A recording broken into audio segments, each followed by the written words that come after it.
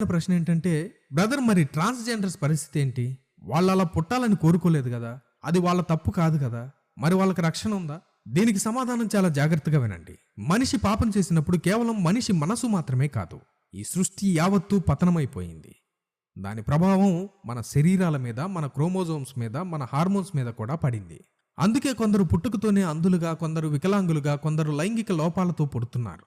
ప్రభు అయిన యేసుక్రీస్తు మత్తయి సువార్త 19వ అధ్యాయము 12వ వచనంలో తల్లి గర్భము నుండి నపుంసకులుగా పుట్టిన వారు కలరు అని అంగీకరించారు. సో ఒక వ్యక్తి ట్రాన్స్జెండర్గా పుట్టడం పాపం కాదు, అది పాపపు లోకం యొక్క ప్రభావం.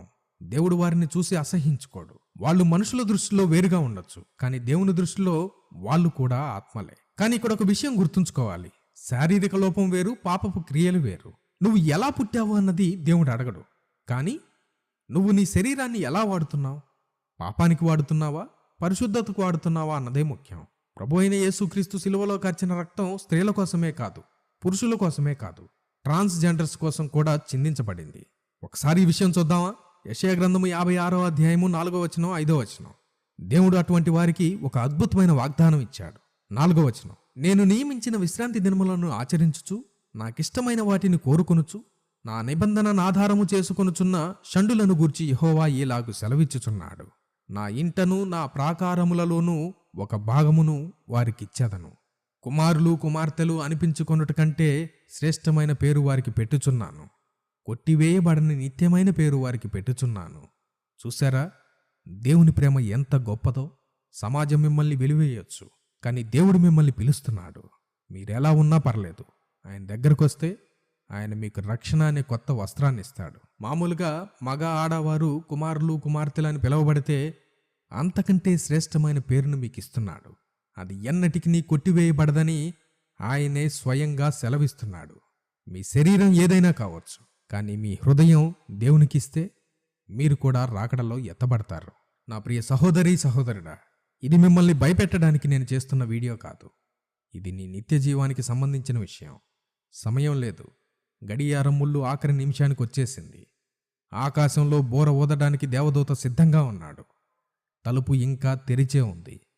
నోవాహు కాలంలో ఓడ తెరిచి ఉన్నప్పుడు ఎవరూ రాలేదు, కానీ ఒక్కసారి దేవుడు ఆ తలుపు మూశాక బయట వాళ్ళు ఎంత ఏడ్చినా, ఎంత గోల పెట్టినా ఆ తలుపు తెరవబడలేదు. ఈరోజు కృపాకాలం అనే తలుపు తెరిచుంది. ఆ క్రీస్తు విరోధి, ఆ మృగము యొక్క సిస్టమ్ అనేది కట్టుకథ కాదు.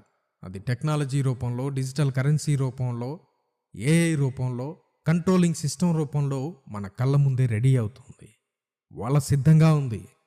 నువ్వు ఎలా పుట్టావు, ఎక్కడ పుట్టావు, నీ జెండర్ ఏంటి, నీకు బుద్ధి ఉందా లేదా, ఇవన్నీ పక్కన పెడితే మనందరిలో ఉన్న కామన్ పాయింట్ ఒక్కటే, పాపపు స్వభావం. క్యాన్సర్ పేషెంట్ అయినా, ఎయిడ్స్ పేషెంట్ అయినా, జ్వరం వచ్చిన వాడైనా అందరికీ కావాల్సింది డాక్టరే. అలాగే మనం ఎవరమైనా సరే మనందరికీ కావాల్సింది రక్షకుడు. ఆ రక్షకుడే యేసుక్రీస్తు. ఆయన రక్తం ప్రతి పాపాన్ని, ప్రతి లోపాన్ని, ప్రతి శాపాన్ని కడగగలదు. ఆయన మన కోసం పరలోకంలో తలుపులు తెరిచుంచాడు. కాబట్టి సాకులు చెప్పడం మానేసి, ప్రభువా నేను పాపిని, నన్ను కడుగు అని అడుగుదాం. ఆయన స్వరం ఏ క్షణమైనా వినిపించవచ్చు. నా బిడ్డా, ఇక్కడికి ఎక్కి రమ్ము అని. ఆ పిలుపు వినడానికి నీ చెవులు సిద్ధంగా ఉన్నాయా? ఆ ఆకర్షణకు లోపడడానికి నీ జీవితం అయస్కాంతం లాంటి యేసు స్వభావంతో ఉందా, లేక మట్టిలో కూరుకుపోయిన దుమ్ములా ఉందా? భయపడాల్సిన అవసరం లేదు, కానీ అజాగ్రత్తగా ఉండకండి.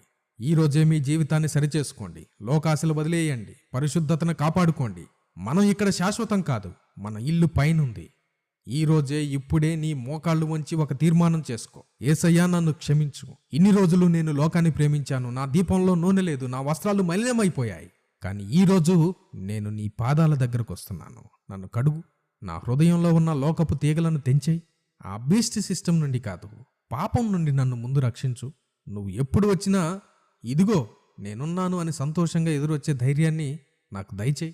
ఈ ప్రార్థన నీ గుండెల లోతుల్లో నుండి వస్తే నువ్వు సిద్ధమే. ఆ మృగము గురించి భయపడకు, అది నిన్ను తాకలేదు. నువ్వు యేసు సొత్తు. ఆయన నిన్ను తీసుకెళ్ళిపోతాడు. సిద్ధంగా ఉండు. పెండ్లి కుమారుడు వస్తున్నాడు. దీపాలను వెలిగించుకోండి, నూనె సిద్ధం చేసుకోండి. ఈ వీడియో నువ్వు చూస్తుంటే దేవుడు నిన్ను ప్రేమిస్తున్నాడు కాబట్టే ఎక్కడి దాకా తీసుకొచ్చాడు. నీకు రక్షణ ఉందా? లేకపోతే రేపు అని చెప్పకు. రేపు మనది కాదు, ఈరోజే, ఇప్పుడే నీ మోకాళ్ళు వంచి నాతో పాటు ఈ చిన్న ప్రార్థన చెయ్యి. ఇది నీ జీవితాన్ని మార్చేస్తుంది.